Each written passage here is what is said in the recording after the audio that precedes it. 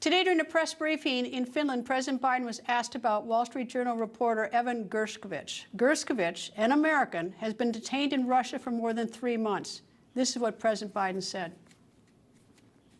Oh, I'm serious about prisoner exchange. I'm serious about doing all we can to free Americans from being illegally held in Russia or anywhere else for that matter.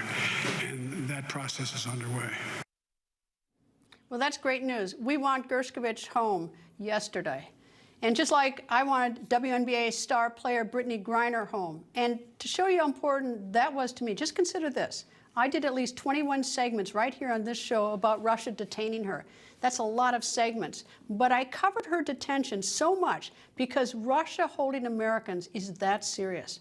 President Biden made it happen. He got Griner home. She came home after nearly 10 months in a Russian detention. Listening to the president today, I'm also confident he's going to bring reporter Gershkovich home. But what about fellow American Jimmy Wilgus? Jimmy who? Yep, that's my point. Jimmy who? At the White House, it is Jimmy who? I don't think the Biden administration knows who he is. But you know about Jimmy because you watch the record. This news show has reported many times about Jimmy Wilgus being held in a Russian prison. He's been in a Russian prison since November 2016. That's 2 years before the American-Canadian Paul Whelan was detained in Russia, who the administration has, by the way, mentioned. Jimmy has been laboring in a Mordovia labor camp for longer than both athlete Griner and reporter Gershkovich combined.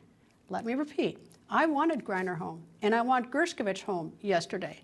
But it is deeply disturbing to me, and it should be to you, that so far the Biden administration has done zero for Jimmy Wilgus and his family. Zero.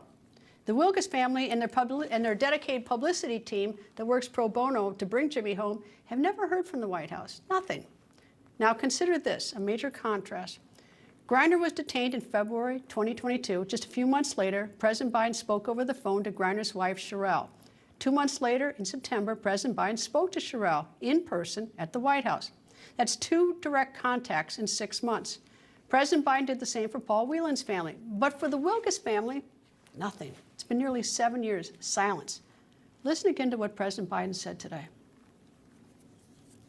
Oh, I'm serious about prisoner exchange. I'm serious about doing all we can to free Americans from being illegally held in Russia or anywhere else for that matter. And that process is underway. I beg to differ regarding Jimmy Wilgus, our fellow American. President Biden is not serious about getting Jimmy home. There is no process underway for Jimmy's freedom. Consider this. 2 months ago, in May, U.S. Ambassador to Russia, Lynn Tracy, visited Canadian-American Paul Whelan in his Russian prison. That's the same Russian prison where Jimmy Wilgus is. In fact, they both sleep in the same building. But guess who the U.S. Ambassador did not meet with that day? You guessed it, Jimmy.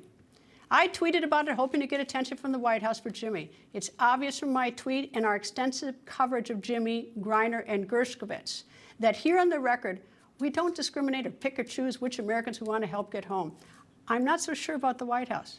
Jimmy is so desperate for help that he called me from his prison cell in Russia with a personal plea to President Biden. He asked me to record his plea. I did. And to air it. I did. I aired all of it on June 29th. Jimmy hoped the president or his staff might respond. Here's part of Jimmy's plea.